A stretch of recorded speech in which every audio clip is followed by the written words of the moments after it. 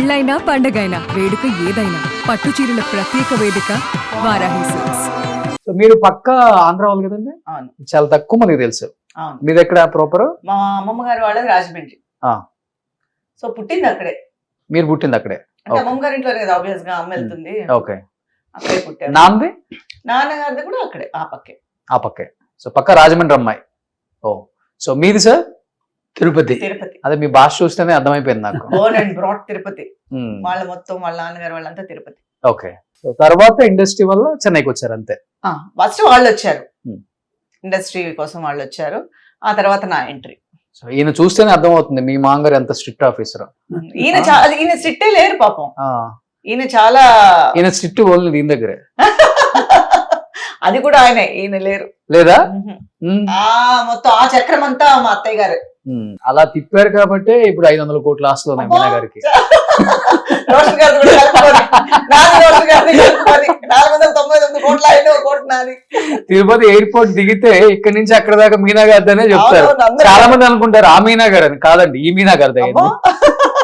తిరుపతిలో 100 ఎకరాలు మామిడి తోట, ఈయన బిజినెస్ చేస్తారు. సార్ అవునా కాదా? అంత లేదండి, ఏదో కొంచెం ఉంది అంతే. సో ప్రాపర్టీస్ అంతా ఎక్కువ ఇన్వెస్ట్మెంట్ అంతా తిరుపతిలోనే పెట్టారు. మంచిది అది. తిరుపతి కూడా ఇప్పుడు హైదరాబాద్ వాళ్ళకి చూసుకోవడానికి అక్కడ ఈజీ, అందుకని తిరుపతి అనేది వాళ్ళకి ఎక్కువ. చెన్నైలో కూడా ఉంది ఇల్లు సైట్. సో మెయిన్ అయితే తిరుపతి. సో మీరు ఉంటాం ఎక్కడండి ఇప్పుడు అసలుకి? చెన్నై. మేము యాక్చువల్ గా మా అత్తయ్య గారు మావయ్య గారు ఉన్నంత వరకు చెన్నైలో ఉన్నాను. మా అత్తయ్య గారు ఒక 5 years అయిందా? 5 years అయింది. 4 years అయింది. ఆ తర్వాత మేము షిఫ్ట్ అయిపోయాం తిరుపతికి షిఫ్ట్ అయిపోయి ఇప్పుడు అక్కడే ఉంటున్నాము. ఇక్కడ ఓన్లీ షూటింగ్ పర్పస్ వస్తున్నాను, చేస్తున్నాను. హైదరాబాద్ ఉంటే హైదరాబాద్ వెళ్తాను.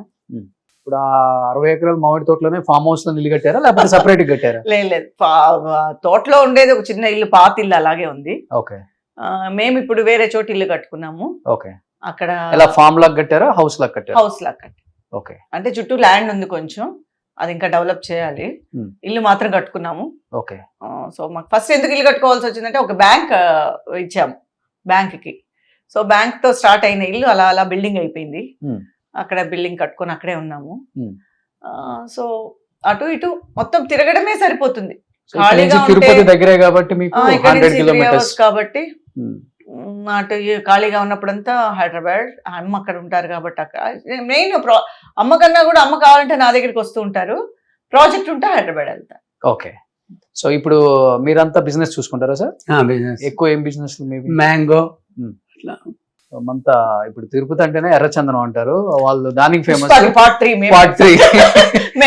Mango famous. అట్లేం లేదు, ఆ ఎర్రచందనం మనకు సంబంధం లేదు. ఓకే. మొత్తం మ్యాంగో బిజినెస్, ఇంపోర్ట్ ఎక్స్పోర్ట్ అంతా. ఎక్స్పోర్ట్ ఏం లేదు, అక్కడే లోకల్లోనే ఇచ్చేస్తాం. లోకల్లో అంటే ఎక్స్పోర్ట్ చేయాలంటే దానికి చాలా ఉంది, దానికోసమే మొత్తం. కానీ పెద్ద తోట కదా సార్, అంత పంట వస్తుంది కదా, మరి అట్లా లోకల్లో? లోకల్ కాదులేండి, హెరిటేజ్ వాళ్ళు వీళ్ళు తీసుకెళ్ళిపోతారు. ఓకే. సో ఓన్లీ మ్యాంగో తోటలో, ఇంకా వేరే తోటలో కూడా ఏమైనా పెట్టారు? కొబ్బరి ఉంది, బట్ ఎక్కువ మ్యాంగో. ఓకే.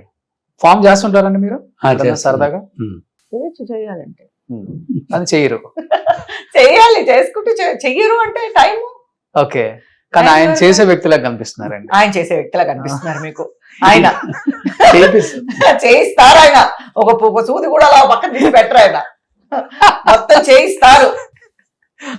తెలిసిన. ఓకే. ఇద్దరులో ఎవరు ఎక్కువ అండర్స్టాండింగ్? అంటే ఓకే, ఒకరు కోప్పడ్డా గానీ తగ్గేది? మ్యాక్సిమం నాదే ఉంటుంది. ఎలా సార్? అంతేనా? అసలు మీరంతా వినమ్రంగా అసలు హ్యాపీ కూర్చోండి. మీరు భయపెట్టి కూర్చోబెట్టింది, చెప్తావో చెప్పవో నా గురించి అన్నట్టుగా ఉంది. మరి భయపెట్టేసారండి ఇలాగా. నిజంగా డామినేషన్ చేస్తారా? డామినేషన్ ఏం లేదులేండి, ఐడియాస్ ఇస్తారు, అది కరెక్ట్ గా ఉంటే మనం దాన్ని ప్రాసెస్ చేస్తాం. తీసుకో అస్సలకి తగ్గేది లేదు కాదు, మంచిగానే ఉంటే తీసుకుంటాం అంతే. అన్ని మంచిగానే ఉంటాయి. ఓకే. సెకండ్ థాట్ అనేది ఉండదు. ఫస్ట్ థాట్ కరెక్ట్ గా ఉండేటప్పుడు దాన్ని మన సెకండ్ థాట్ కిందకి వెళ్ళాలా. ఓకే.